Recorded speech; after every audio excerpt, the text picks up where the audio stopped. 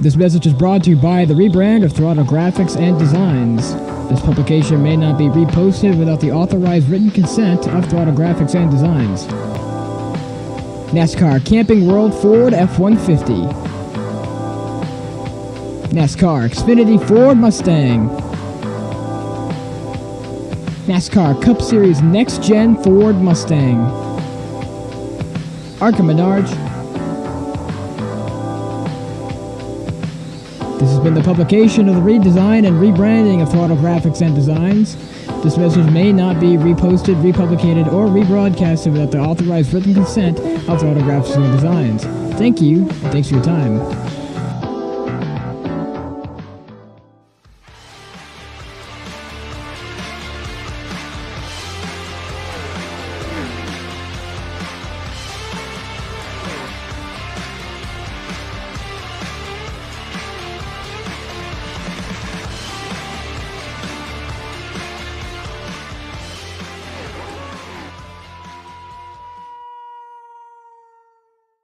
Hudson Auto Works is conveniently located off of Highway 29, 812 Post Street, Greensboro, North Carolina.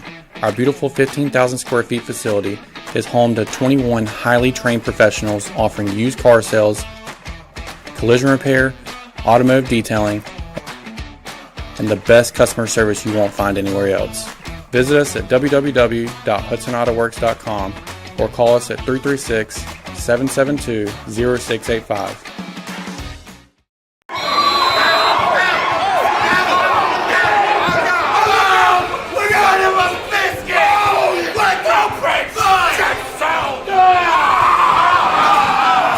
Join us at East Coast Wings and Grill. Enjoy 75 tasty flavors of buffalo wings, fresh salads, burgers, and a variety of delicious dishes.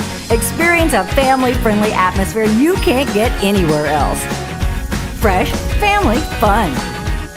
Get your business noticed with quality vinyl vehicle wraps from Ruth Sign Service. Ruth Sign Service has been providing truck lettering and quality printed vehicle graphics for over 50 years. Now they offer premium digital printing wraps for all types of vehicles. Add a new element of energy to your company's image. Get more mileage out of your business-to-business advertising by wrapping your vehicle into a moving billboard from Ruth Sign Service. Ruth Sign Service in Greensboro, where you can get wrapped and get noticed. Racing isn't easy, but experiencing it is. iRacing puts you in the driver's seat with the industry's leading sim racing game. Drive on laser scan replicas of the greatest racing circuits from around the world. Go head to head against other drivers chosen by skill-based matchmaking to ensure competitive racing at every level. Compete across all your favorite series in officially licensed cars engineered to deliver the most accurate driving experience possible.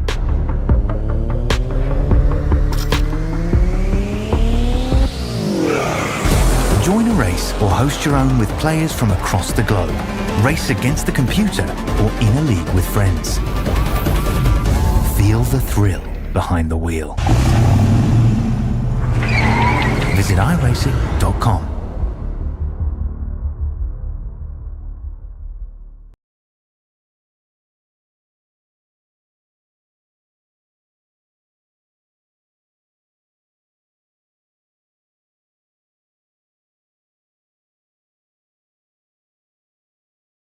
The race to top 70 status remains highly coveted several races in, and those fighting for it look towards the three that remain in round one. The first of them, a date with Miles the Monster. It's the virtual Dover Motor Speedway greeting the second split as we welcome you to coverage of the sixth race in round one of the 2024 eNASCAR Road to Pro qualifying iRacing series.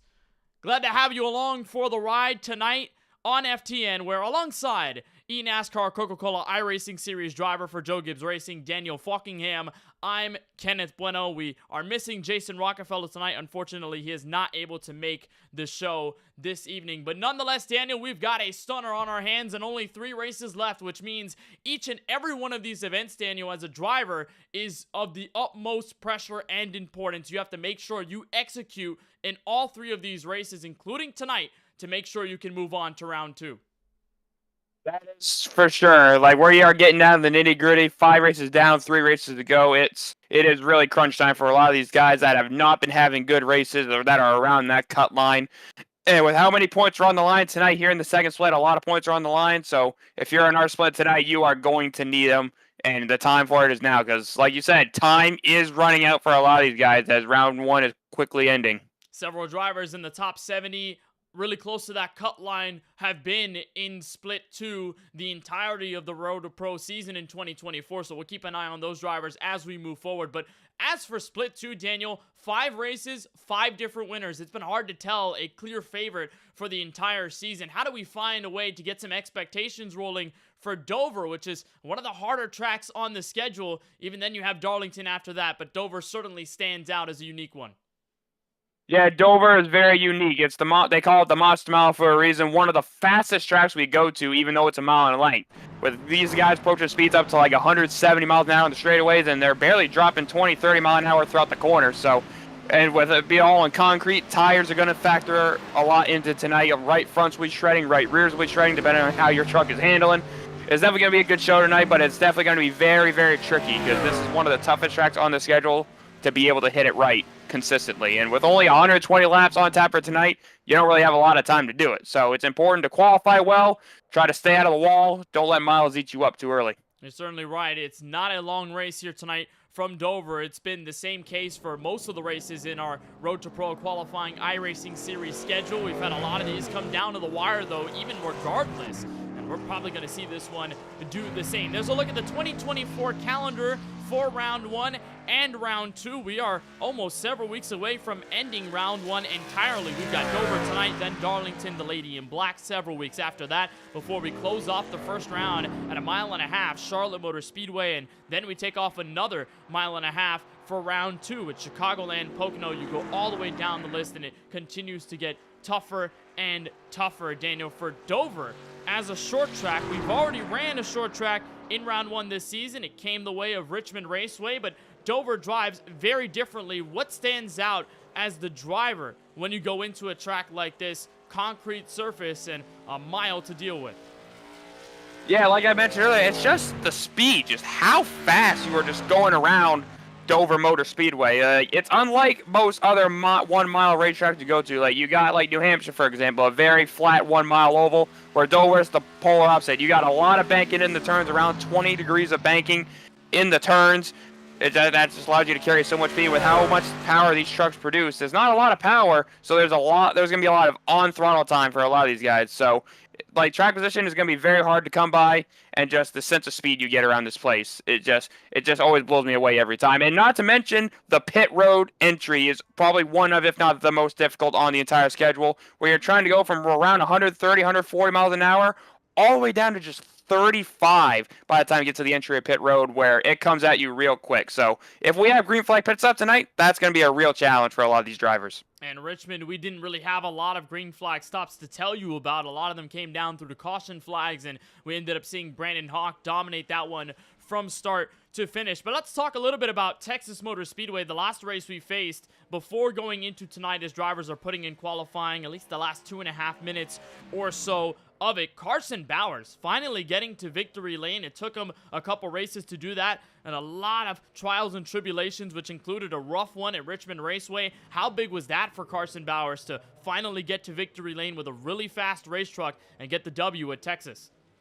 Yeah, that was very big for him, especially with where he is in the points right now. He had a big points haul last week along with that win, and he's right up there right around the top 10 in points. I'd have to check the sheet once again, but I'm pretty sure as long as he has a really good night tonight, if he can go out and win again, he should be feeling pretty comfortable to lock in to the second round. So, yeah, for Carson Bowers, that was a big win for him. And like we said, we haven't had a multi-time winner, or we haven't had someone win second split 2 times this season. Carson Bowers is looking pretty good, as right now he is P3 on our Q charts right now. Pretty unpredictable to see the drivers that have been able to get to victory lane, but you're right, Carson Bowers sitting in one of the best spots out of anyone that has raced in split 2 in round 1 this season, 5th in point standings. He seems to be very comfortable to make the top 70 and advance to round 2, the beginning begins at Chicagoland. But some of the drivers that we mentioned that are floating pretty closely to that top 70 marker, either ahead of the cut line or behind it, that we've seen in Split 2 include Will Cooley,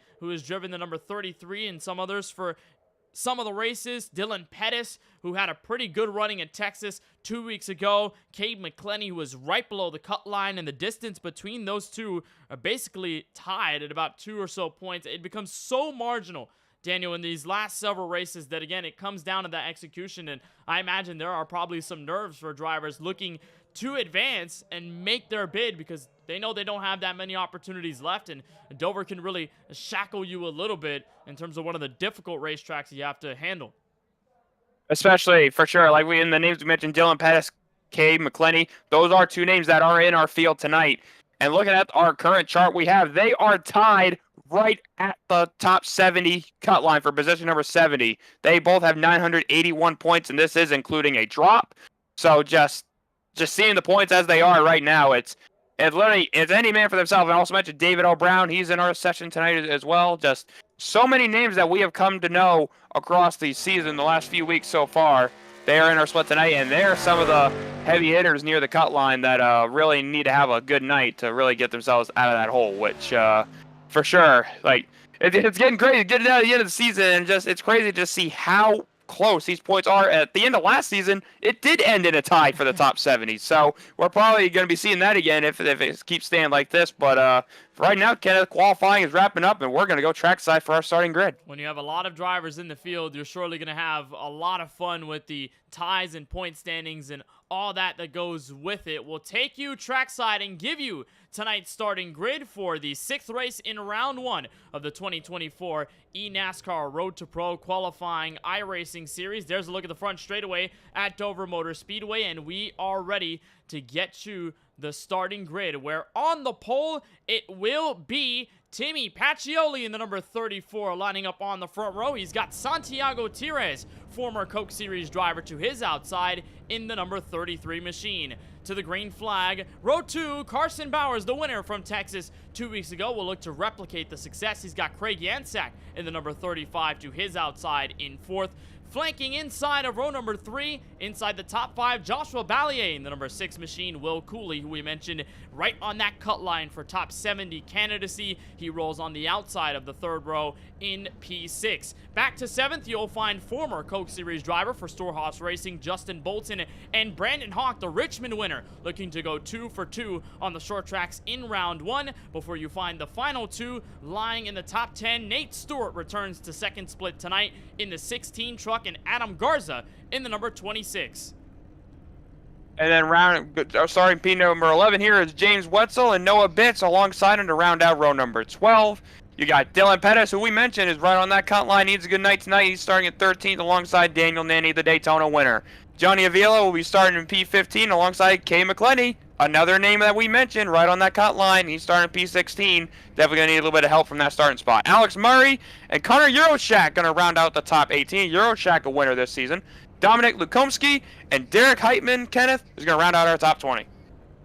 And then behind them is Patrick Gitter in the number 5. Had a back-and-forth evening at Texas not too long ago. He starts inside row 11 with Matt Danson for Altus Esports on the outside of him. Logan Helton, Firecracker 400 winner from last season or last year, going to be inside row 12. Dalton Millam, the 15 truck, didn't have the best run in Texas 2 weeks ago. We'll look to sort of rebound tonight at Dover. John Hall and Johan Seminario inside and outside of row number 13 before you find Kyle Dragon in the 30. Kevin Champagne rolling from the outside of row 14 in 28th. To round out your top 30, Ryan Andrew in the 29, River Hayes in the number 32, and you roll through your top 35 to close out the grid. Abraham Vela in the 21, Justin Levine in the 27, and then behind them, Joe Armstrong, Travis Manning, and David L. Brown. What a start for David L. Brown. He'll be shotgun at the starting grid tonight from Dover Motor Speedway.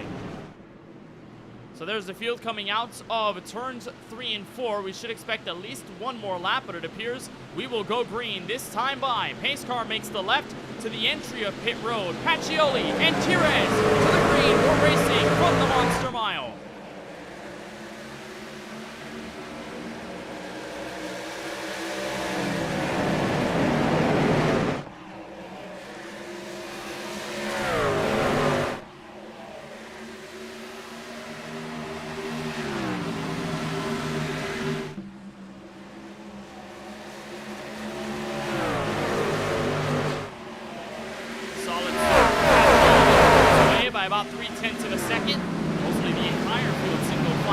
head back to turns 1 and 2. Bauer second, Janczak third. Tires and Cooley going back to the top 5. It looks like Tires had a bit of a sluggish start, Daniel, for lap number 1. This 33 truck could not push forward.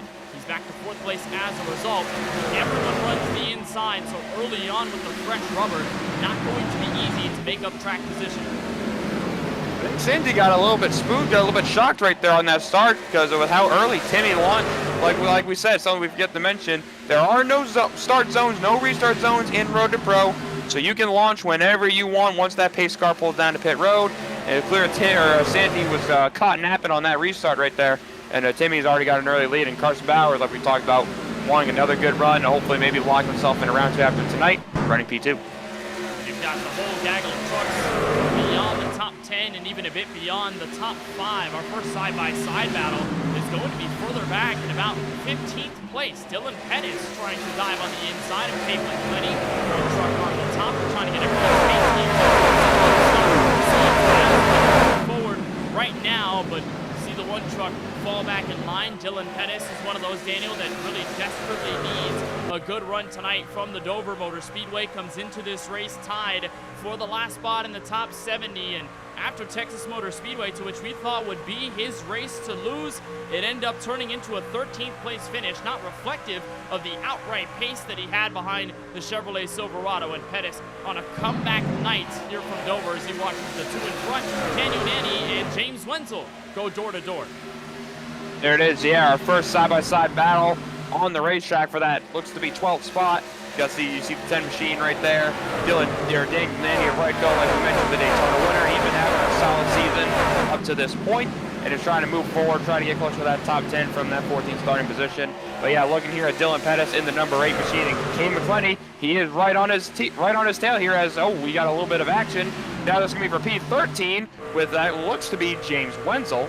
And Dylan Pettis, he's going to try to make his presence known as he's going to try to, look at it, Daniel Nanny just slides up in front of James Wenzel. He gets clear, and here comes Kane McClenny and Dylan Pettis. They're now side by side. Daniel Nanny had a top 3 streak going for him. It was broken, unfortunately, at the Texas Motor Speedway about 2 weeks ago, but Nanny has been one of the top performers here in this Road to Pro qualifying iRacing Series season. Back in Split 2, 10 truck moves on forward to 12th, and everybody remains single file once again. And I mentioned it to you earlier on, Daniel, and you seem to agree with me, the fact that no matter how good of a driver you are, no matter how many times you've raced here at Dover Motor Speedway, the still threat of the outside wall catching you out of a corner is very real and always very present. This track has a lot of banking in the corners at 24 degrees. You go up to the 9 degrees of banking, and that wall comes up almost instantaneously. It can become very difficult as a driver. And how would you say it's difficult as a driver to run Dover when you have to constantly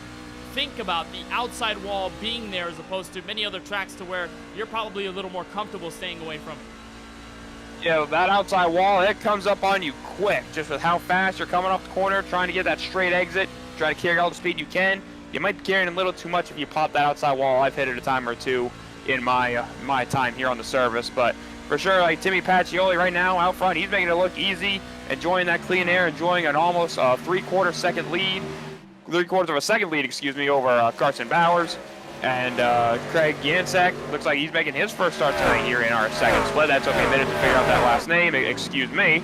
But right now, everyone else through the field, single file, and Timmy Pacioli right now just kind of leading a procession right now. But everyone just trying to manage their truck, manage their tires, because if we do get a long run, those tires are going to be important, because Dover will eat tires for breakfast, lunch, and dinner. So these guys right now all managing the pace, and right now, so far, so good right now. That's true. 12 laps in, everyone running still the inside line, watching for the apron, making sure they don't get the left side tires on it. That's a big part of racing here at the Monster Mile. You really don't want to touch that apron and pull too much. It'll really choke you up, give you a slower exit out of the corner. But you got a lot of experience, Daniel, running this track with the next-gen cars on Tuesday for the Coke Series race here at the Dover Motor Speedway. And one thing you brought up to me was the different ways we talked about how the refresh is affecting the way these drivers handle these racetracks. Texas, we were all surprised. You, I, and Jason were so shocked by the fact that everyone could run the middle and the top and make it work and be fast over a long run to differentiate themselves. What should we expect here tonight from Dover, which has seemed to receive the oval refresh quite well ever since the update? Yeah, like you mentioned, like with Texas was a very big shock to all of us. But I think at Dover it's going to be a little different. I think it is to be expected because Dover was one of the first tracks I did run when the new oval refresh, or the first phase of it, came out earlier in the year.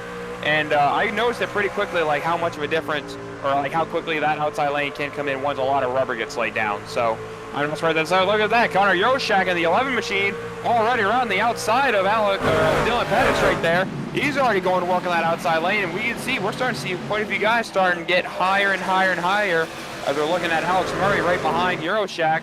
He's trying to make that outside lane work too. So there's going to be a point where you might have to start defending that outside lane, because pretty soon that is going to be the ultimate lane. Look at everybody still running down low. Again, trying to get everyone's paint schemes in. It's been a little tough to get everyone's loaded in completely, so we apologize for any of those technical difficulties, but at the moment, Euroshak is pushing up high.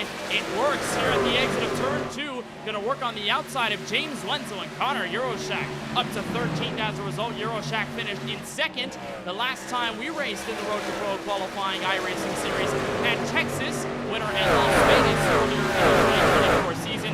One of the great seasons to remember for this Nexus Esports, a number 11 of Euroshak. Finally, we're getting some paint schemes in. Daniel took a little while to get trading paints up and running. We got a side-by-side battle here. Alex Murray looking on the inside of Wenzel, but backs out. Yeah, he backs out there, but yeah, look at that. That's one of my favorite trucks right there, the Altus Engineering machine of James Wetzel. Beautiful number on the side there, too. As he's making, Euroshak kind of touched the wall there off of 4. I don't know if he pushed up off the corner right there, but James Wetzel, he's coming back at him, and as you see the 10 machine there, Daniel Nanny, he's kind of going up to defend that outside lane. We're really starting to see that outside lane is starting to make a difference, and it's coming in quickly.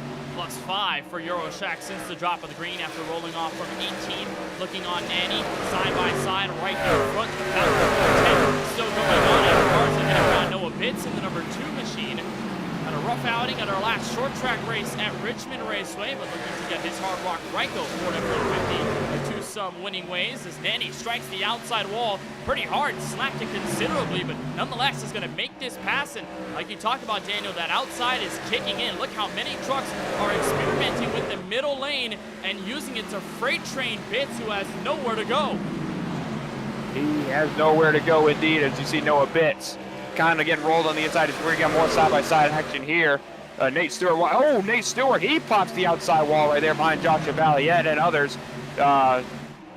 Nate Stewart, he didn't have the greatest start there, or didn't want to hit the wall there, but still right now running top 10, right behind Brandon Hawk, the Richmond winner, trying to make his name known out here in the top 10, and right now he's trying to get another solid points finish. He had a pretty good run last week at Texas, and he's had a solid but quiet season overall, but right now it's all about picking off those points and being able to make that round 2, which has eluded in the last couple of seasons. But as you see, like, look at everyone's, and look at James Wetzel, he's up near the fence, up in the gray, trying to get a big run off the corner. That's what a lot of us were experimenting with. We got, that's a lot of contact running close quarters there between Euroshak and Daniel Nanny, but look at all these guys, they're up in the gray. There isn't even any rubber lay down up there yet, but this is what a lot of us were doing on Tuesday night too, trying to find any optimal grip anywhere on the racetrack. And as you see, it's getting crazy. We're really seeing everyone already getting spread out and trying to find every single lane, like 3 or 4 lanes trying to be working right now. Got them playing Dua Lipa's Let's Get Physical. They were going all over the racetrack, getting into each other, and look how high these drivers are going up the racetrack just to get the maximum exit. You mentioned James Wenzel. He's the highest that we've seen anyone on the racetrack, almost near the outside wall. I'm not sure if anyone expected to see this to happen. Caution flag is out, and a pretty sizable accident involving River Hayes and others on the back straightaway. Yeah, we got a few of them collected here as all rolled to the bottom of the racetrack here. As we're going to get a replay here on our screen. We're going to take a look. River Hayes here goes down in turn 1. I believe this was for the 30th position. This is way deep in the field, and he got turned around. Hard into the outside wall. Collects a few others with him. I'm not sure who that is that he collected.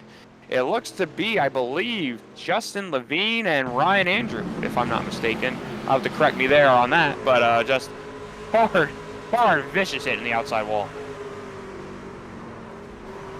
Nasty hit, and it catches Levine off guard, of course, as he makes the slight contact, and behind them, Travis Manning in the number 13 truck, but his 28 on your screen But he's had a rough road to pro to start 2024, and the bruising cues Ford F-150 seems to be wobbling quite a bit. His truck will take pit road along with everyone else. Pacioli, the race leader to start, has been dominating the first 26 laps of our race from Dover, and here he is lifting up the right side jacks. Everyone should be exiting pit road with a call of 4 fresh Goodyear Eagles and some fuel to bring them along the way. Consensus call, the race out of pit road won by Pacioli. Yangsak to second, Carson Bowers to third, Cooley and Ballier round out your top 5, so it seems to be the same order as the Reaper Speed Lab. Number 34 leads it. Yep, everyone coming off pit road nice and orderly. Don't give yourself a stupid penalty. Don't go over that blue line, because that can catch out some people.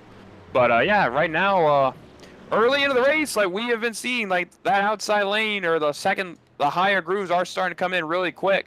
And I'm interested to see like how much is going to play a part in this restart. If everyone's going to be on the fence, or if the bottom with the track cooling down a little bit, if the bottom will be preferred again. We'll just have to wait and see on this restart. But as we can see, the dynamic tracks, their different lanes are clearly working so far. It seems to be similar conditions to the type of track that you race, Daniel, where it's a pretty hot track temperature. It's kind of cooking out there, in your own words. You know, how do you deal with a track this hot, especially with a concrete surface? Because apart from other tracks where the asphalt does take in the heat, you know, the concrete surface absorbs it way more than it usually would on asphalt tracks. So how do you deal with the epic proportions of high track temperature and now on cold tires, how you try to deal with potential wheel spin on the restart? Yeah, that, and also don't forget the wind as well, because the wind has been a huge factor. Like when we were testing for Dover, just how much like the wind can play a factor, because we had a pretty gusty wind that would sometimes blow off turn 4. That would make us real tight off the corner, and that would be the same off turn 2. As we look at the weather here, not really much of a breeze out here today, so these guys won't have to worry about that too much. But as you see, the air temp 77, track temp 102, so a fairly warm racetrack, but not as warm as it was for us on Tuesday. But still, like these guys still fighting a lot of grip out there and just trying to find the optimal speed. But we'll see what happens here as the pace car is going to pull off here. We're getting ready for a restart. 2 Chevrolet Silverados, bow tie brigade on the front row between Pacioli and Yangsak. Out of 4, Pacioli gets away first. Yangsak switches to the bottom, green flag back in the air. Restart lap 28 of 120. You look at the defense that Yangsak has to play as Pacioli pulls away without a trace. Carson Bowers charging to the inside, potentially looking for second. Got the wiggle off of Yangsak out of 2. Here comes Bowers down low for second. And goes for second as the caution is immediately back on the racetrack. As we look at Johan Seminario here at the back of the field. That was very quick. We got back to green, and now we're already back under caution. As well, look at the replay here. It all started. It started in front of him, like you said, Matt Danson. Everyone was saving it, but unfortunately, Seminario, I think he might have got hit right there. Just trying to avoid all the chaos. And it got really chaotic here. They were like 3 and 4 wide almost. As we take a deeper look at the replay. Dude, Danson gets a slight tap from the 22. And it's on from there. Noah Bitts, that's David Brown, I believe, in the 63. They got a piece of that. We'll take another look at it here. New colors for the 30 of Matt Danson with the Altus Engineering team. And it is Joe Armstrong that gets into the 17 truck, technically on iRacing, 22 in the sim. And then it takes Seminario for a ride and gets everyone all out of shape. Garrick Heitman at the very back of this, having to watch the entire situation unfold. And then we mentioned David O. Brown, who about got a piece of that incident, along with, I think, Jacob Kotak, fellow teammate for Nexus Esports and Front Row Motorsports. Oh, yeah, David Brown, heavy hit the inside wall there. That's something he does not need. He's one of those drivers that came in just below the cut line of the top 70. So that's one of the last things he needs to happen to him. Is there he is on pit road, fixing some damage there. As we see Logan Helton on our screen. He's been down in the 3rd split for a lot of the season, but is now up in the 2nd split the last couple of races, trying to put on some good performances and try to get back to the contender series, like he did 1 year ago. And as we see, we are back under caution as we got some lucky dogs happening here. And I wanted to correct myself. That was Logan Helton in the Roasted Gems Coffee, number 63 for Nexus Esports. He finished 14th after starting in 22nd our last race at Texas. So a really good run. turned sour 30 laps in of it for Helton. He brings it down pit road, and a ton of other drivers will do the same. And I'm not sure whether it will really matter in the grand scheme of things here, Daniel, just because a bulk of these guys are coming down pit road for damage repair. But does topping off help at all at this juncture, or is it just too early, too soon after the round of stops under the first caution?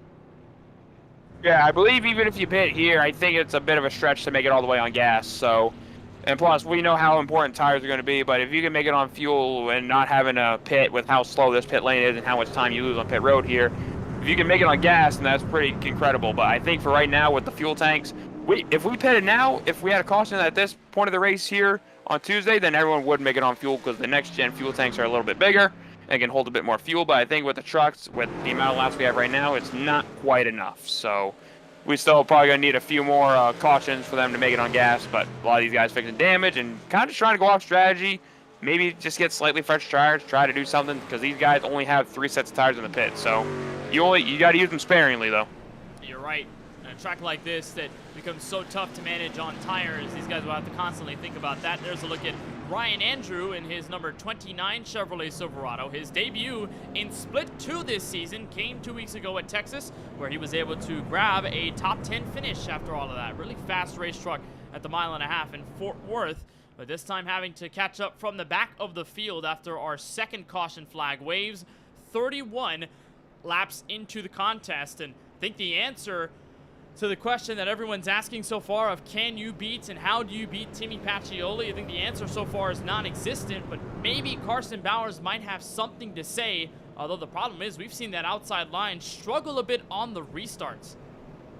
The outside line has struggled just because it's really hard to judge when the leader's going to go, and when you're restarting pretty much in the corner, it's really hard to just get up to speed. That bottom already has an advantage just because it's the shorter way around, especially being on the bottom in the corner. And plus, just you have that fear of spinning the tires too. So very going to be interested to see how well Carson times this restart. This is his first time restarting on the front row, restarting on the outside. So hopefully he can get a good launch here, maybe be alongside Timmy here. Kind of like what Steven Wilson did on Tucker Minter at the end of the Coke race on Tuesday. Was able to time that restart well, was able to get around and win the race. So hopefully Carson's going to need to do a little bit of that if he's going to be able to get the lead here. Is that sort of pre-expecting a green-white checkered tonight? I don't know. Maybe I mean, it wouldn't surprise me. Every race, all but one, we've had an overtime finish. So it wouldn't. And with all the cautions we've had already in the first 30 laps, it would not surprise me. We'll probably be in overtime territory near the end of this thing. But I've been wrong many, many times before. So we'll have to wait and see as we're getting ready for another restart. Commentators jinx, it always happens, it always is alive and well. I'm going to acknowledge that here and now just in case. Green flag back in the air, restart for lap 33, and a similar situation to what happened in the last restart happens this time by a second place truck, immediately backs out of line, ducks down low and holds on to second place. Bowers was able to pass Yangsak the last time they came out of turn 2. Can they do so this time? Answer is a clear no. Tap of the outside wall by Daniel Nanny. Back there as Brandon Hawk sends it in front of Will Cooley. He will take over the pit spot, and Justin Bolton, who started this race pretty deep from the field, has moved up to 7th. Actually, he started in 7th, so he's exactly where he started. But a good run so far for Bolton. Is running on the outside is Hawk. Everyone single file apart from Euroshack and Nanny doing battle for 10th. Allen for 10th back there. Between Euroshack, star at 18, he's cracked the top 10, and then you got Daniel Nanny, or Daniel Nanny's actually passed Connor Euroshack. That is Adam Garza, going battle there with Euroshack. That is to get a spot just inside the top 10. That's for P11. Now it's a battle for P12 between Garza, and that looks to be Dylan Pettis, who we've been mentioning his name a lot, who's right on that cut line. He needs a good night tonight. And as you see right behind him, that is Patrick Gitter, another one of the team counting machines following in his tire tracks. And right now, lots of good side-by-side racing right now. Oh, the contact there between them as Pettis surges ahead, and the driver of this 28 needs a good run above Will Cooley, number 1, but David O'Brown, number 2, he's got 1 beat so far in Brown after being involved in the most recent caution down the back straightaway, but Will Cooley sits comfortably in P6, so for Pettis, really needs to start chugging along if he wants some of those extra points to give him a little more of a buffer going into Darlington, which I think we'll unpack all of those headlines a little later on tonight, just because that might just be the toughest track to drive. Caution flag is out again. Saw some drivers sideways. We've got one car around near the back, and it is Noah Bitts in trouble. A hard hit to the left front of his Ryko Ford F-150. It is got some significant damage there. Been a lot of wrecks already. Not even 40 laps in. We're under our third caution of the evening as we're gonna, gets hooked right there. Love to get a better look at the replay as they go down to turn number 1. Maybe a side draft gone wrong, maybe a bit of neck code as we go down to turn 1, and he got straight up hooked through the infield there, and then gets hit by, I don't know who that was, but it didn't look like they were on the brakes at all, but just gets nailed, rips his front bumper off. But yeah, Dom Blom just hooks him right there. Oh, that's one of the Nexus trucks that gets into Noah Bitts. Gives him some significant damage. It was Dominic Lukomski in the 7 who got into him. A look on board from Lukomski. They get back down to turn 1. They see he's trying to avoid it. Tries to go low and just quite couldn't go low enough. Of course, he was right around other trucks. Probably couldn't see it from his vantage point, but nonetheless, got to pick up some incident points for that one. Well, look at this. As the drivers damaged come down pit road, Timmy Pacioli, the race leader, will give up P1 to come down. Carson Bowers, in turn, will be handed the race lead at lap number 39. So our first lead change comes here. And I'm not sure whether this is just a scheduled stop or what, but I think an alternative call by Pacioli. He's confident in this one. He brings it out of pit road. And Pacioli, in turn, will fall back to 23rd. Is this a surprise, Daniel, to see the second pit stop happen this early for the 34? Yeah, very interesting call here by Mr. Timmy Pacioli. But like you said, maybe he pits now. He can go all the way on gas if this race were to somehow go green. But yeah, definitely interesting call there. But nonetheless, Carson Bauer is going to assume the race lead now on this latest restart. But very interesting, as Timmy Pacioli says, whoops, over the radio. So maybe he thought a lot more people were going to come with him, but that doesn't seem to be the case.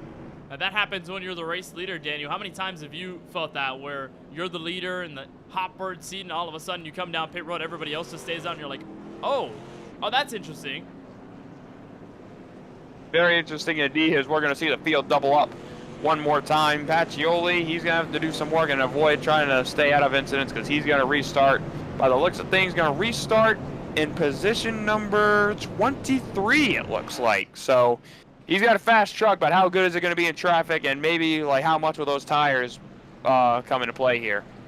It's a good question, but we are 14 laps into the stint for both of these guys, apart from Pacioli, who's going to lead the brigade of fresh tire trucks from 22nd place, so he gained a bit after coming out of pit road. We'll keep an eye on Pacioli's Chevrolet and his progress throughout the run. It is going to be pretty tough to move through traffic like we've seen. We haven't seen an alternative call, though, like this tonight, so 40 laps in, we might just have a lot of fun on our hands. Craig Yansack, starting outside of row 1, has a win in the 2024 Road to Pro qualifying iRacing series. Did not come the way of split 2, but he comes into this race 89 points out of top 70 eligibility. Needs a good restart here, and he shuts the door on Joshua Ballier, who gets almost everyone involved. Will Cooley and others around.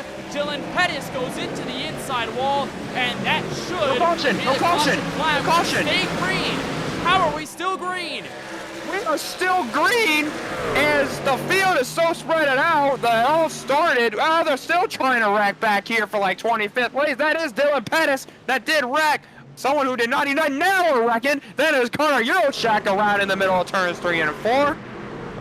We got a lot to look at on this one. A lot to unpack. Euroshak goes for the spin. Heavy front end damage on his F-150. And I don't know how. We had that huge crash on the restart, and the yellow did not fly until Euroshak went sideways. It's the saving grace for all of those guys who were yearning for the yellow flag to come out. Let's look at the replay and see how it all started. And here, Daniel, it began at the front of the field. With and also some company. Yeah, and some guys actually got black flags off that, like Nate Stewart. Like, as you see here, he passes the inside of Will Cooley. That actually gave him a black flag that he had to serve on pit road, but he got the caution, so he won't get lapped. He'll be at the tail end of the fields. But unfortunate break for Nate Stewart there, having to serve a black flag.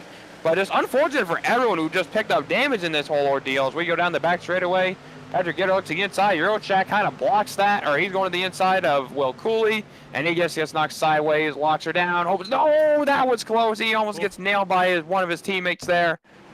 But, well, a lot of action going on here, and it's starting to get a little messy, and I think we're starting to expect what the rest of the night's going to be here. And it starts right there. There we block go. From Janczak. He wanted to shut the door on Ballier, and that's what sends him up the track and into Cooley, Justin Bolton, among those that also get a piece of the contact. Poor Bolton there, who started 7th and had been running clean the entire race, gets all the damage on the front end of his Ford F-150, and like many others, has to make this trip, the dreaded one, down pit road to get all the damage repaired. We talked about Janczak having to beat some of their drivers up in front, and also Dylan Pettis too. Well, Will Cooley was right around that cut line, and this hit isn't going to do him any favor. That is not going to do him any favor, as you see a lot of guys fixing damage, doing some other things. And I said Nate Stewart and Dylan Pettis both got black flags on that restart, and Justin Bolton does have a meatball as well, so his night is pretty much over for contention for the win. He's gonna have a lot of damage to fix. Also, John Hall actually has a black flag too, so a couple guys getting penalized on that restart that they're gonna have to serve under green. So unfortunately, those guys are all gonna be losing a lap here. We're gonna be fighting to get back on the lead lap, because I would be surprised. Will probably be a lot more cautions here. As there you see Timmy Pacioli. Looks like I think he made it out of all that fairly unscathed, but is still back in the 23rd spot. Looking to charge through the field. He dodged the bullet there, no doubt about it. At the time that he comes down pit road is the time that the biggest crash of the night happens here at Dover, and it happened off the restart. It's at desperation, it seems like, for the second place truck to shut off whatever's moving down low. We saw that happen the last several restarts. It's what allowed Bowers to get in front of Janczak for second before Pacioli went down pit road. I mean, how important is that to close off whatever's going on down low to hold your position? It seems as though these guys are getting beat on the outside so much that they have to go down almost instantaneously to defend any pressure for the pass. Yeah, it's just interesting. Like you see, like we talked about Chris there on the restart, trying to just defend, trying to cut that inside, because like I said, there's no lane changes on those restarts there, and just, I don't know, it's like the whole thing is a mess right now, because it seems like we can't get more than 5 laps under green, so it doesn't matter what anyone does, we just can't get any laps to see like what's really going to happen here. But these guys definitely need to clean it up. I believe this is caution number 4 we are now under. Yeah, you're right. There's a look at Ballier. He's got a bit of damage on the right rear, but it doesn't seem to affect him all too much. And on the look on the left, drivers still exiting and entering pit road to get damage repair as the field organizes out of turn 4 and crosses the start-finish line. Lights are off from the iRacing official pace car, so we should have our schedule go back to normal, hopefully, on lap number 46 of 120. I'd say Ballier, Daniel, dodged a huge bullet. I mean, Janczak went right in front of him. Ballier could have easily gotten into the heart of that contact and could have easily had a torn up race truck, but somehow is able to keep what he's got for the most part and is gonna hold on to a top 5 when we get back to green flag action. But I'd assume probably not happy with Janczak. Definitely not happy there. And also, he really slid his tires a good bit there, and so definitely his tires aren't going to be in the best of shape on this restart here. But hopefully, as long as he can just keep it straight here, he can hopefully hang on to it. And mention the right rear damage as well. I'm not sure how much that's going to affect the trucks. I know how much it affects the next gen when you get right rear damage in that, but the trucks I'm very unfamiliar with the new damage model, since I really haven't raced the trucks a lot with the new damage model. So we'll have to wait and find out how much his handling is going to change here, and plus how much his tires got beat up there.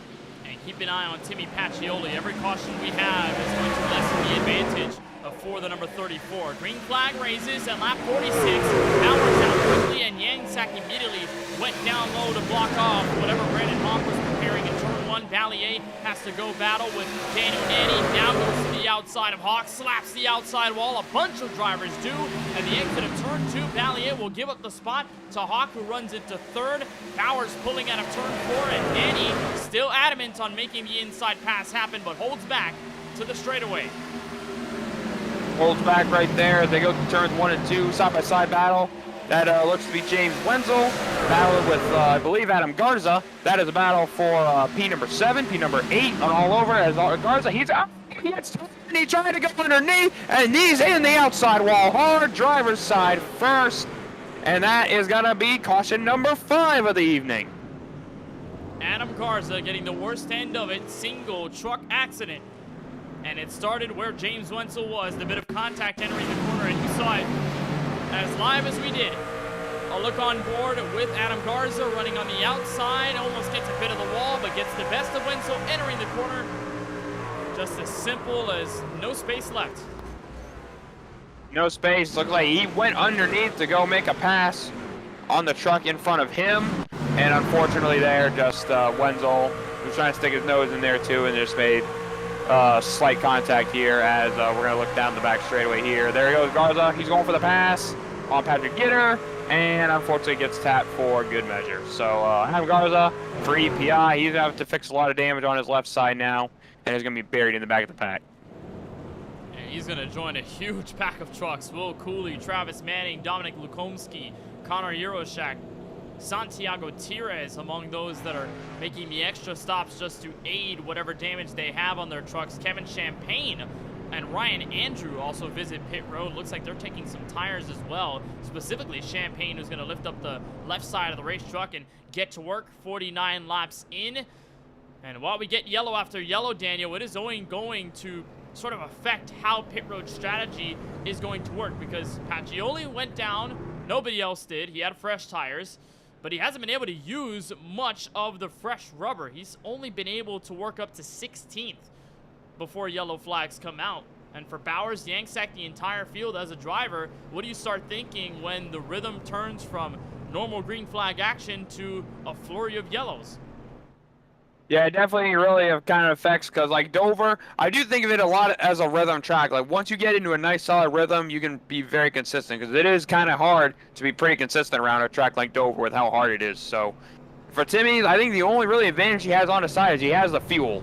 Like if a lot of these guys start to pit when they're going to probably need gas, if we have a lot more green flag racing, he's got the fuel where I think if we keep getting a few more yellows, he should be good to make it all the way without having to stop one more time. So that's just a very interesting thought to maybe keep in the back of our mind as we continue through this race, as we are now going to be starting at lap 50. And what turned out, what supposed to be a pretty quick race, only 120 laps around here is not a long time if we have a lot of green flag racing. So we're going to be here for a little longer than we anticipated. Could we end up in overtime once again? I think 2 weeks ago at Texas was our first revelation that we were running without green-white checkered territory, or I think it was the race before that at Richmond. I don't know, but Dover could put himself in that situation as we are only 70 laps out, 50 laps in, and Carson Bowers, the race leader. As we move forward throughout tonight's race from the Monster Mile, a quick reminder that if you want to tune in to all things eNASCAR and learn about the world of eNASCAR in particular, you can scan the QR code on the bottom left of your screen to tune in to coverage from the eNASCAR Coca-Cola iRacing Series, the eNASCAR Contender Series that takes place this fall, and the eNASCAR Road to Pro Qualifying iRacing Series, including much more. And that also includes, if you want to become a driver in this series and make it all the way to Coke Stardom and win about $300,000, you can scan that QR code on the bottom left of your screen for all things eNASCAR and NASCAR, the official simulation partner of iRacing. I think I got that. A lot of stuff. Yeah, look at that. Don't worry, no one will notice. But yeah, it's a lot of eNASCAR stuff going around. Which for me in the eNASCAR College iRacing Series, I have a big race coming up in that next Friday. I'm messing up my words now. Excuse me, pro broadcaster here.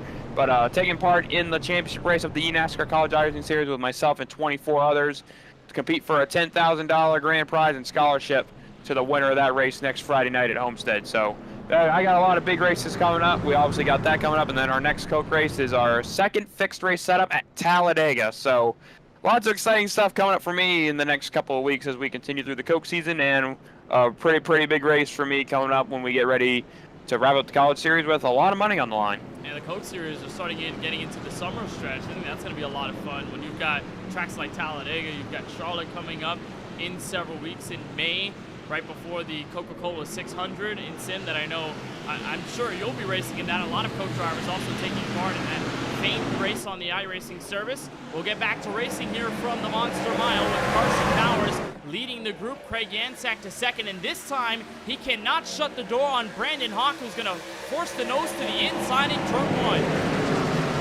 1. The Richmond winner dominated that race, looks to try to dominate some more as he is going to take that second spot away from Yansack, as he's going to, they're really stacking up on the outside there, but bumper to bumper to bumper right there, as the top 4 are all clear, as we got a battle for position number 5, as they come across turn 4 there. That looks to be Patrick Gitter and Daniel Nanny, Team Conti versus Ryko here, battling for inside the top 5.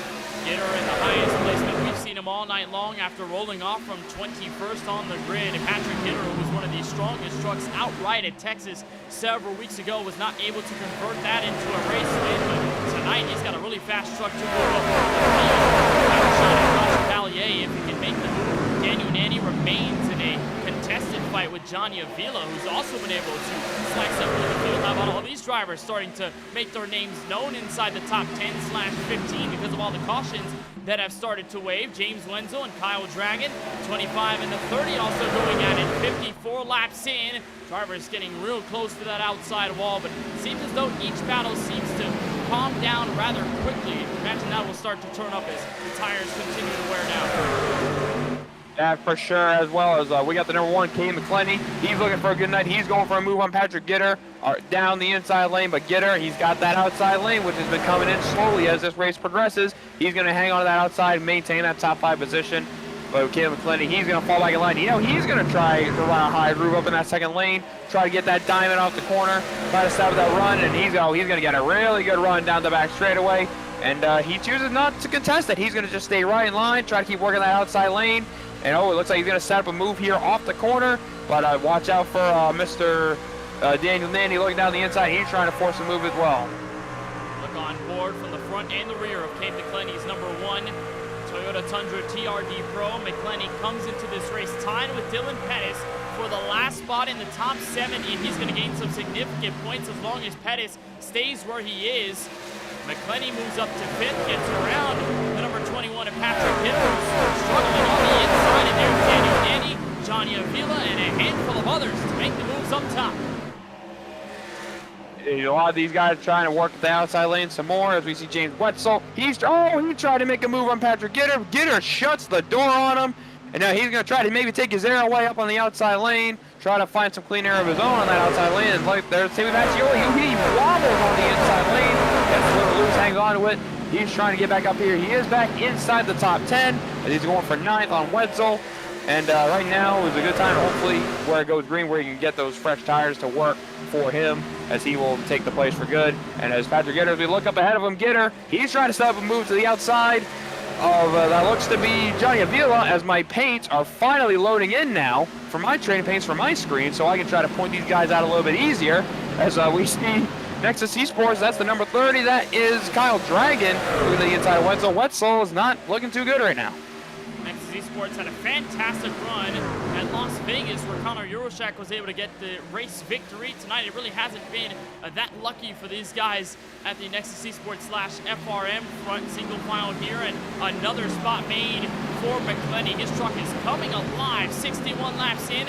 Move on the inside of Ballier, not fully complete at the exit of turn 2. By 3 and 4, McClenny will have the better line around the raceway. He does, slides up in front of the Coors Light Chevrolet Silverado, and there is McClenny to the point out of turn 4. He's got 4th.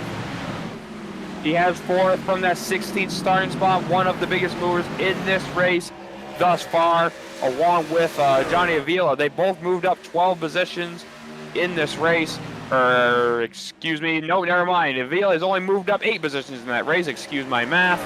Very smart, clearly, great mathematician, as Carson Bowers, Brandon Hawk, he is closing in on this race lead on Carson Bowers as we look out the rear bumper, the rear deck lid of Carson Bowers in that EPI/NFR machine. Right now, Brandon Hawk trying to do what he did a couple weeks ago at Richmond, trying to get up front, try to go out and win this race, as we are just now entering the second half of this race now, as we just passed lap 62. Seems to be a mirror image of what it was earlier in this race, to where Pacioli had dominated, led the field by a solid margin, and your top 3 were separated by a little over a second. So this is the closest we've seen Bowers along with Brandon Hawk. This 9 truck also starting to find a bit of the pace later on. Is one of the short track winners this season at Richmond Raceway, where he led every single lap from the drop of the green to the drop of the checkered. Has been loose here in and here out, but Hawk is starting to slowly work his way through. And now that you have the availability of the outside lane, Daniel, if you're Brandon Hawk as a driver, how do you attack this move on Bowers if you're able to get there? Oh, you're just got to try to keep searching, try to find the optimal lane that's got a lot of grip. And just hopefully, like, the longer this run goes, that maybe you have a better handling truck, you have better tire wear to maybe take advantage of that. Because obviously in the truck, dirty air is really annoying.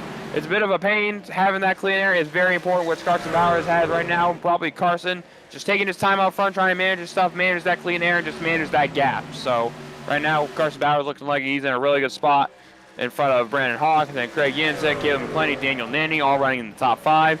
As right now, we're starting to get a little bit of another green flag run going as these guys are trying to click off some laps. Could possibly be our entrance into our maybe first round of green flag pit stops. We'll just have to wait and find out. Brandon Hawk goes into tonight's race, 42nd in eNASCAR Road to Pro standings. Certainly one of the more comfortable drivers coming out of Dover tonight if he's able to continue this great run, even if he doesn't get the race win. With the win at Richmond and running between first and second split, a lot to be said in the positive side about Brandon Hawk's 2024 Road to Pro campaign.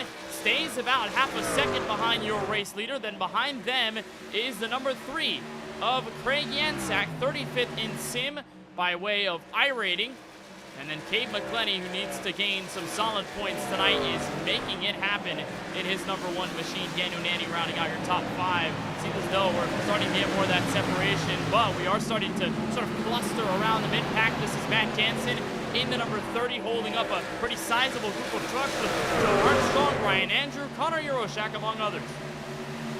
Yeah, among this pack, as we look a little deeper into this pack, I want you to keep an eye on John Hall and Nate Stewart, because this is a race for the Lucky Dog, because those are 2 of the drivers that ended up getting screwed by that one restart wreck where they got black flags and had to serve a pit road penalty under green, had to serve a drive-through.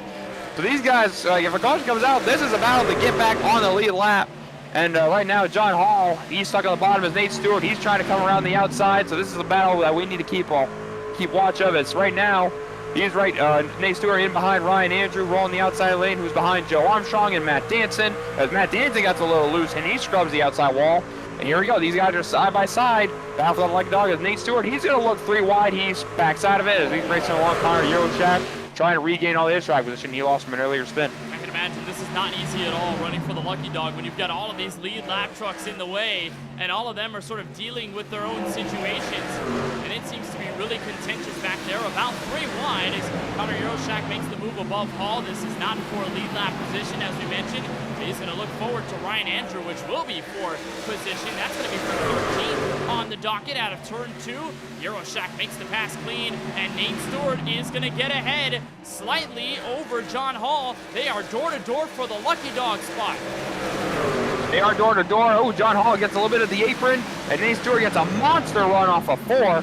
So as long as he doesn't pick up an incident point and he avoids this next caution, he will be in the Lucky Dog spot at 4 right now. So Nate Stewart's going to try to drive away. He's got to run his own race too, and also just trying to manage where others. Oh, Ryan Andrew parks the bus there on Dalton Malam, trying to let Nate Stewart go, trying to knock you out of that outside lane.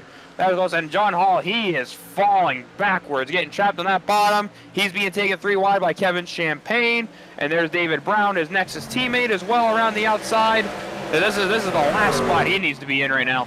3 wide in the middle is Hall. Champagne down low. Brown up high. Champagne gives way. So it'll help John Hall stay where he's at on the inside, but still remarkably in this huge pack of lead lap trucks, and it does take him out of contention for the Lucky Dog. Again, unloading the pass at 1 is Champagne. Up high is an Altus Engineering Chevrolet. That's James Wenzel in the 25. Going to stay 3 wide off the corner, and it is so dangerous for John Hall, who wants to stay up as much as he can to catch up to Nate Stewart. He is getting swallowed by this pack. 46 laps to go, and Hall falls all the way back behind Logan Helton, while Nate Stewart enjoys the pack in front, knowing that John Hall is nowhere to be found behind him. Yeah, and Nate Stewart's clear by probably about 20 truck lengths right now, as he's got a nice gap. So all he needs now is just a caution to come out. As we look back more towards the front of the field, we're looking at, I believe this is Johnny Avila. He's right now running in the 6th position, trying to chase down Daniel Nanny for what will be a top 5 spot. Been a quiet night so far for Avila, but right there, he's just trying to build some solid points for him as well. Daniel Nanny, one of the best drivers we've seen in Split 2 this season, and Johnny Avila, who's been sort of up and down throughout the campaign. Both of them eyeing down pretty solid finishes, but we do know at least, Daniel, that we are going to have at least one more pit stop to go before this race is over at about lap 120. So say, if you're any one of these guys now that the main top 10 have separated, is there a right time, a sweet spot? When is the right time to visit pit road?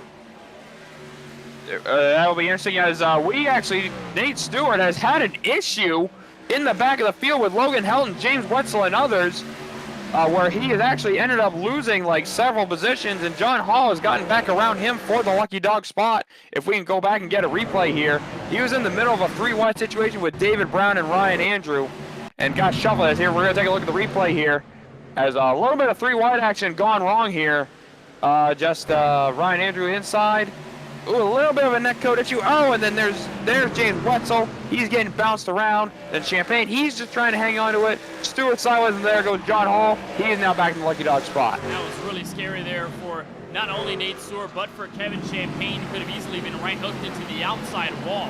And there's a look at Joshua Ballier, who's going to take his 6 Chevrolet onto pit road 53 laps into his stint. So I guess that's the first official call from any lead lap truck to come down pit road. It's a pretty hard entry here at Dover Motor Speedway to be braking and turning at the same time. And we sort of question where everyone else is going to end up on the spectrum. Remember that fight that we were bringing up between Carson Bowers and Brandon Hawk that is fully dissolved now. Hawk is sort of falling to the reins of Craig Yansack and Cave McClenny, who are clustering together to make this a potential 3-horse fight for P2. This is a 3-horse fight for P2, as Carson Bowers has pulled over a 1.2 second gap ahead of this little group we got going on right here. So Bowers, long run speed in that clean air is starting to be his advantage right now, as he's been pulling away from this group. As we see, that looks to be, I believe, Balliet coming off the pit lane. He's going to come through on his fresh tires and try to make some good use out of them on here, lap 82 with just under 40 laps to go. And with a lot of these guys, we've had a lot of cautions, and these guys pitted not too long ago. Are they going to have to pit one more time? If this race stays green, they're probably going to. But the big question is, when do you pit? Because obviously, if you pit and you get a caution, then that's race over, because you'll be tried around a lap down, 2 laps down, which is very easy to go laps down here. As Brandon Hawk, as we talked about, Brandon Hawk, he's on his way to pit road. And here comes so is Daniel Nanny. Well. 2 of your top 10 entering pit road, this time at lap 83. This is the marker with 37 laps to go. They will obviously have enough fuel to make it to the end of the race. They will be joined by Patrick Gitter in his Chevrolet Silverado for Team Conti. And does that pressure Carson Bowers a bit to enter pit road within the next several laps? He doesn't seem to be concerned at all about visiting pit lane. Yansack and McClenny will also hold serve. So will Avila and Euroshak, who's done a beautiful job, Daniel, of recovering. Started 18th. We knew he was running through the top 10 and top 15 before getting involved in a pretty big accident. Got the damage, got it fixed, and had to charge his way through the field after being as low as 32nd to have a top 5 spot. Yeah, for sure. As also something that I forgot to point out, or I'm just noticing, Timmy Pacioli is out of the race. I don't know if he got involved in one of those wrecks or unless he's had some sort of issue, but he is 22 laps down. He's parked it. He's out of the race. The pole sitter for tonight's race is out, unfortunately. So we're not sure what happened to him, but he is no longer in the session racing. So he's had an issue there. So unfortunate ending for him, as we're going to look at Craig Yansack coming to pit road, drawing even more of the leaders down pit road. So pretty soon, like Carson Bowers, he's leading this race right now. Pretty soon he's going to be on his way to the pit lane. Keep in mind that there is some of a discrepancy in tire life for a lot of these guys at the front. Obviously, Bowers, McClenny, and Avila, your top 3 are running on 61 laps. There's Bowers hopping on the brakes. He enters pit road. McClenny, in turn, will stay out and hold on to the race lead for a moment. So will Johnny Avila. But then everyone else behind are on really different tire strategies, Daniel, because you look at Euroshak, he's only 38 laps into his stint. Matt Danson, who now occupies 4th, is only 49 laps into his stint. So we've got pretty sizable differences between these guys on when they will come down pit road, and if we don't get a yellow, it could really affect the way this race plays out. As onto pit road is McClenny in the one, led a lap and just gave way. Avila gonna take over the race lead. Yeah, you talked about Euroshack not pitting that long ago. I'm pretty sure, if I'm not mistaken, I'm pretty sure he's got the fuel to go to the end. I'm not entirely sure of the fuel window that these trucks have at this track, probably around 70 to 80 laps. If he maybe saves a little bit of fuel, maybe he doesn't. I think he might have the fuel to go all the way to the end. We'll just have to wait and see here, but for right now, Euroshack running P2 after a nice climb back up through the field, and Johnny Avila currently leads the race. Well, he has the task of going about 70 laps if he goes from here to the end of the race without visiting pit road. And as we look on board with Euroshack's machine, it doesn't appear that he's slowing down. It doesn't appear that he's clutching and coasting, as here comes Johnny Avila in.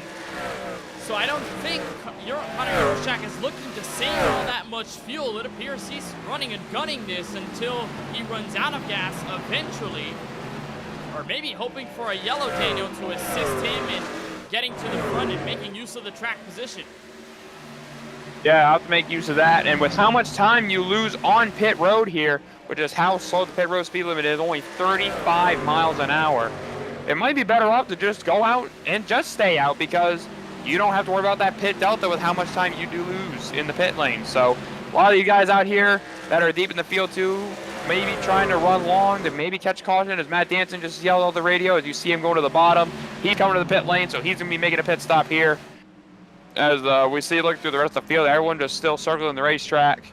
And really nothing much else going on as Danson hits pit road, and we're going to wait to see if anyone else does happen to hit the pit lane. We're looking at Dalton Millam in the 15 truck. He has 67 laps running on his stint, so we're going to keep an eye on him, because Connor Euroshack is only 43 laps in.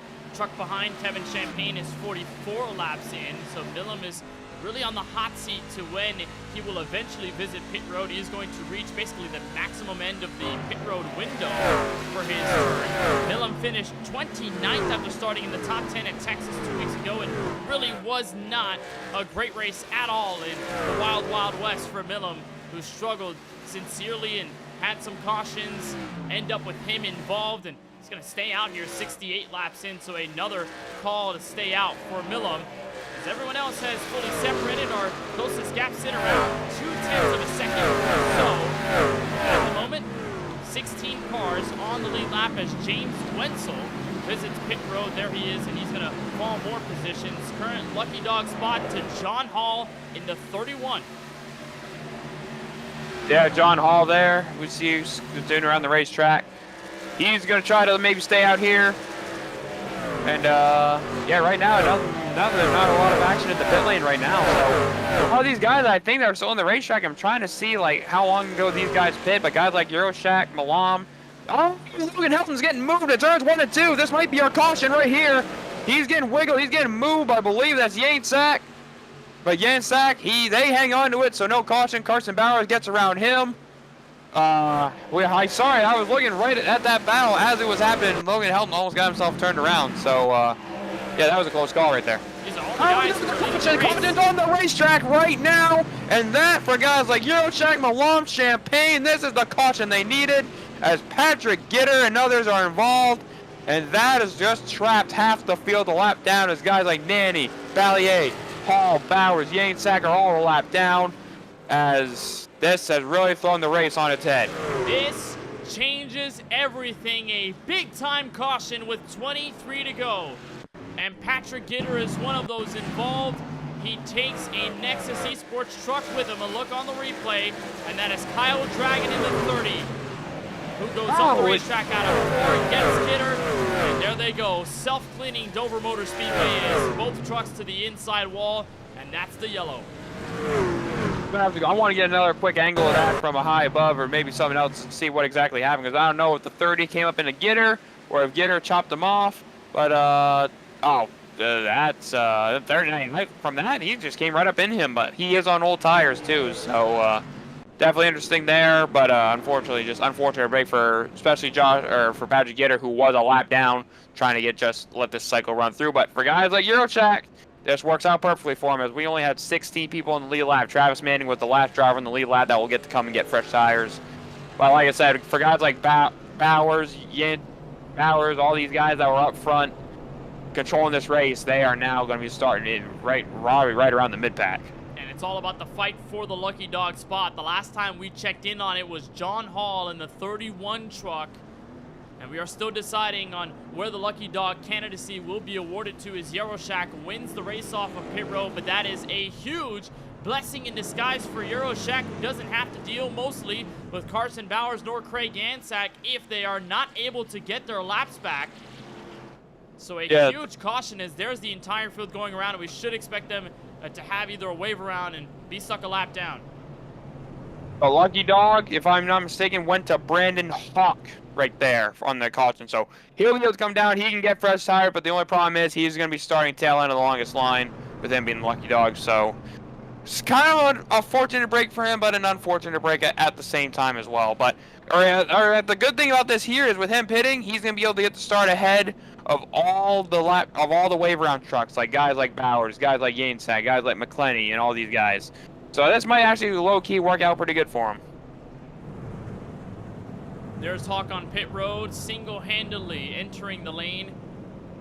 And as everyone else deals with how they're going to shake up in this battle here with under 20 to go, we should have the restart ready for us. And we'll have a bunch of guys either a lap down or just behind the 8 ball, many of them pitting on very different laps. But the best case scenario for guys like Yaroshak, Champagne, Dalton Millam, David Brown, Joe Armstrong, a bunch of drivers, Daniel, that had at some point in tonight's race been involved in an accident, all recovering late in the race, and with this yellow have a chance at basically patrolling this one to the very end and getting some well-needed points after what, for the most night, was considered a pretty poor one. Yeah, for sure. And Yaroshak, like we mentioned earlier in the show, we have not had a 2-time winner in the second split yet, and it looks like Yaroshak, as long as everything keeps going his way, he might be the first one to repeat this season here in the second split. But now it's going to be interesting to see how a lot of these guys on old tires versus the new tires are going to play out, because we thought we had a lot of cautions earlier. I think we're about to see a lot of them coming up here as we are crossing lap 100. We are going to be inside 20 laps to go at the line. As you see, Carson Bowers on the screen was leading when the cycle started, and it's now going to be restarting probably right around 21st. And this is going to hurt guys like Cade McClenny, who spent a bunch of this race trying to slice and dice his way through the field. Had a top 5 run going as he came down pit road. He is that driver tied with Dylan Pettis for the last spot in the top 70. So that is going to hurt, and there they are, just going to get the wave arounds and rejoin the field with Connor Yaroshak at the points with under 20 laps to go when we cross the line next. 19 left from the virtual Dover Motor Speedway. Daniel, did we expect any of this to go down? Oh, man. I mean, I knew it was going to be a challenge for a lot of these guys, but I didn't expect this many caution flags. But if we think the caution flags are done, I think we're going to be pretty wrong here, as I think with a lot of these guys up here, they're probably not going back to pit road the rest of this race. 20 lap dash to the end. It's time to go out here and fight. Someone I want to mention, David Brown. Look at him in P4. Someone that came in below the top 70. This is a big night and a big run he needs if he can keep it in P4 right here. As Yaroshak, he launches, we're back green. This one could be a shocker with 19 to go from Dover. Champagne and Miller battle for second into turn 1. Yaroshak leads them to the turn. And take a look there at Dalton Millam. He benefited from that caution as well. He's going to take P2 away from Kevin Champagne there.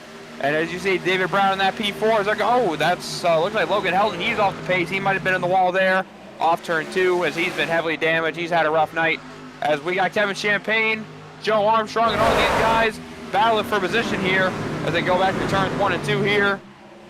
Dalton Millam, Champagne, Armstrong, and I believe it looks to be Ryan Andrew, another man that benefited off that caution. He was running deep in the field, was involved in a lot of the action. He's up in the top 5 as David Brown has dropped a few spots to P6. And he had a pretty bruised up race truck that was fixed over several trips down for Armstrong, who forces the nose into turn 1. Champagne slams the door in front of him and says, no way, not this time by.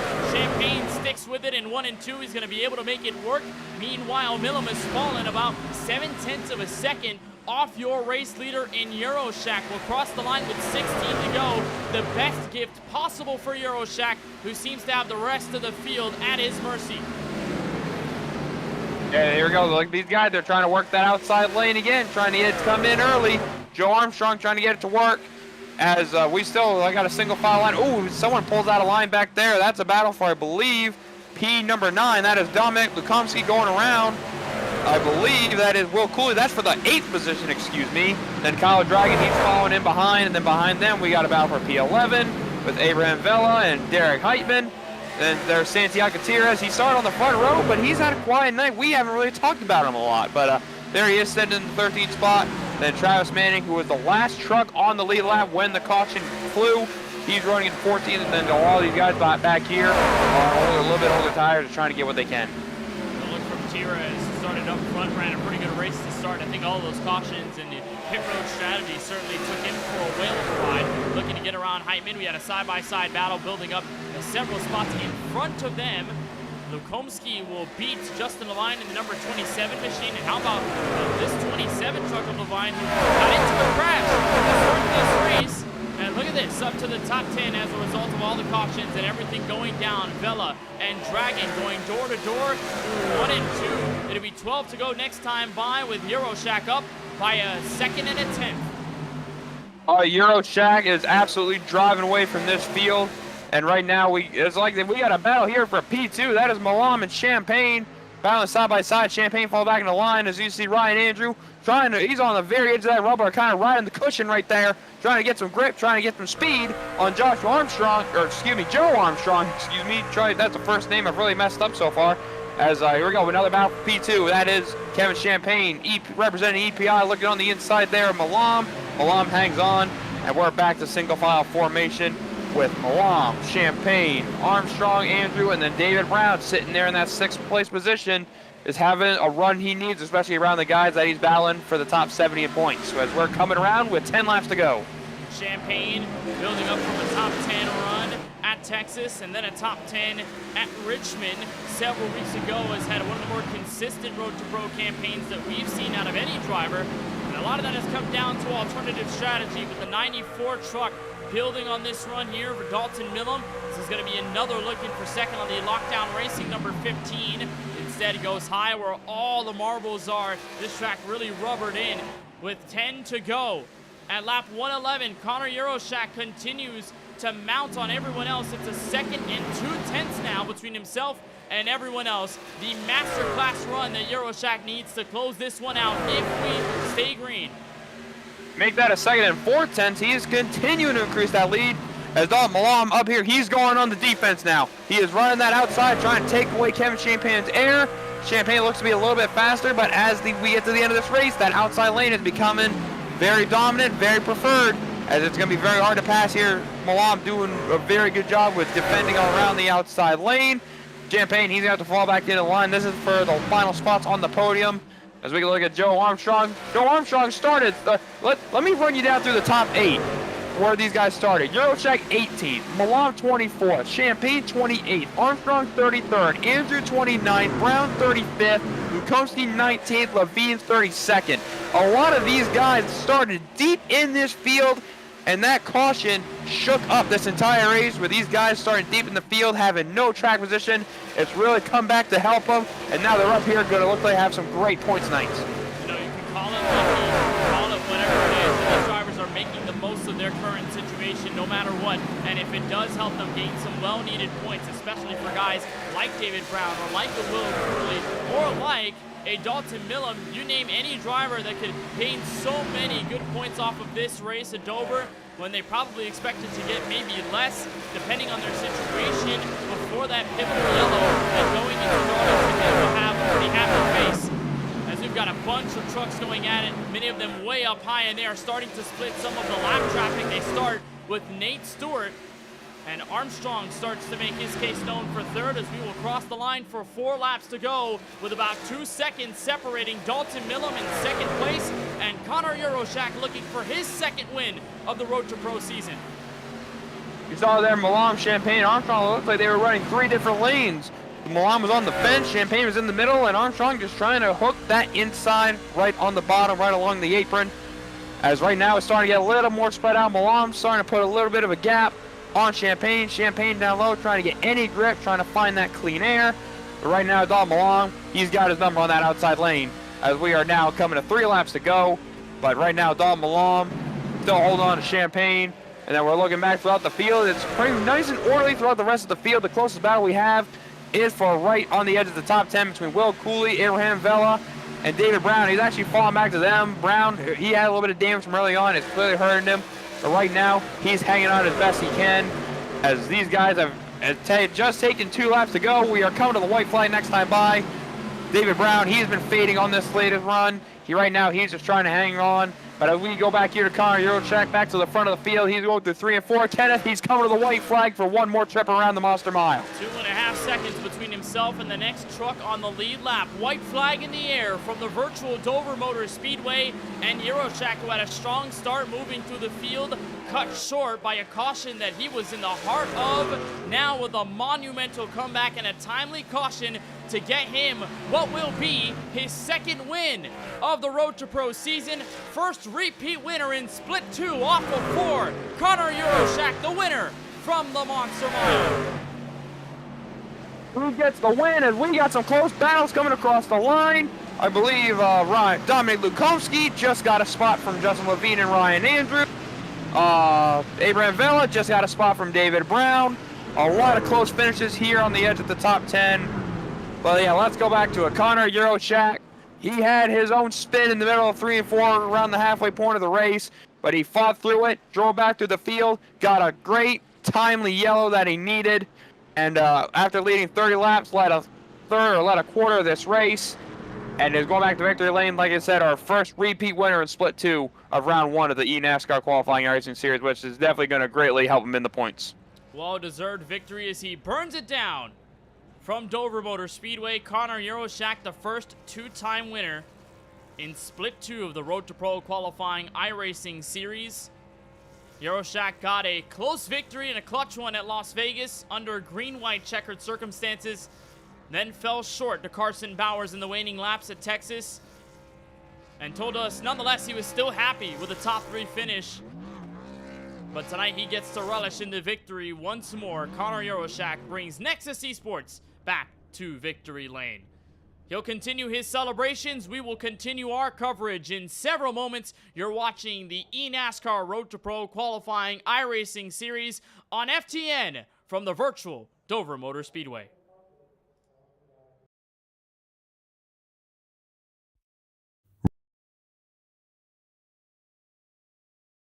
Isn't it? Is. iRacing puts you in the driver's seat with the industry's leading sim racing game. Drive on laser scan replicas of the greatest racing circuits from around the world. Go head to head against other drivers chosen by skill-based matchmaking to ensure competitive racing at every level. Compete across all your favorite series. In officially licensed cars, engineered to deliver the most accurate driving experience possible.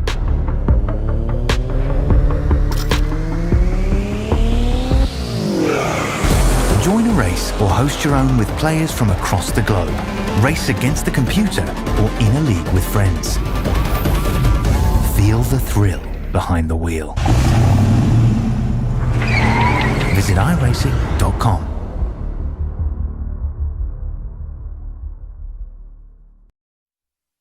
This message is brought to you by the rebrand of Throttle Graphics and Designs. This publication may not be reposted without the authorized written consent of Throttle Graphics and Designs. NASCAR Camping World Ford F-150. NASCAR Xfinity Ford Mustang.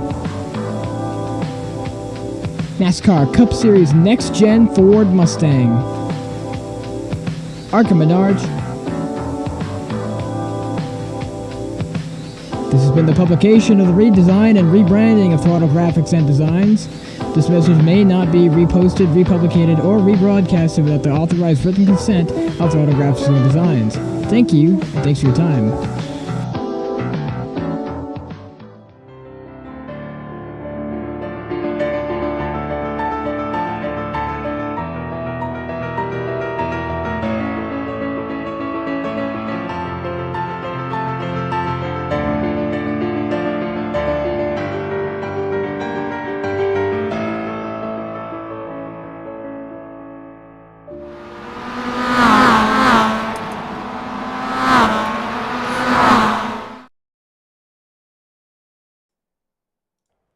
welcome back to the virtual Dover Motor Speedway, where after 120 grueling laps from the Monster Mile, we have a winner, and it's a two-time winner, in fact, with Connor Euroshak at the top of the board at the end. A fantastic way to hold every single driver off, and we join Connor Euroshak not only once but twice now in the 2024 eNASCAR Road to Pro qualifying iRacing Series season in Split 2. Connor, walk us through what this race was like, because I'm sure it felt like no other in round one so far this season.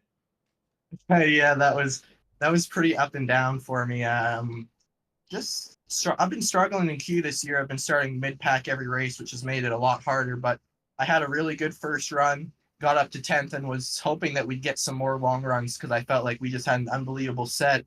And then I haven't looked at the replay, but there was some shenanigans on a restart, and I just plowed into it. And I thought for sure our day was done, but I didn't have engine damage, so I was able to get most of it fixed. I still had some at the end, but just with how the yellow fell, I was already in the back. So I put fresh tires on with 70 to go, and I was going to be able to make it on fuel before that yellow, but I was in really good shape either way because I had everyone trapped a lap down and was going to cycle to the lead if there was a yellow. So just with the way things played out there with the yellows, it kind of bailed me out. So I can't complain about my luck anymore. And talk about the last two races, the swing in both of them. At Texas, we were talking to you on how you came up just short of Carson Bowers to the checkered flag, but we're still happy with a top three finish regardless. You move into Dover with everything that happened, and you hold off the rest of the field in that last run to the checkered flag. How much does it mean to go from the second driver 2 weeks ago at Texas, where you really had a fast truck, to tonight, where you also have a fast Ford F-150 and you get a hard-fought victory from Dover?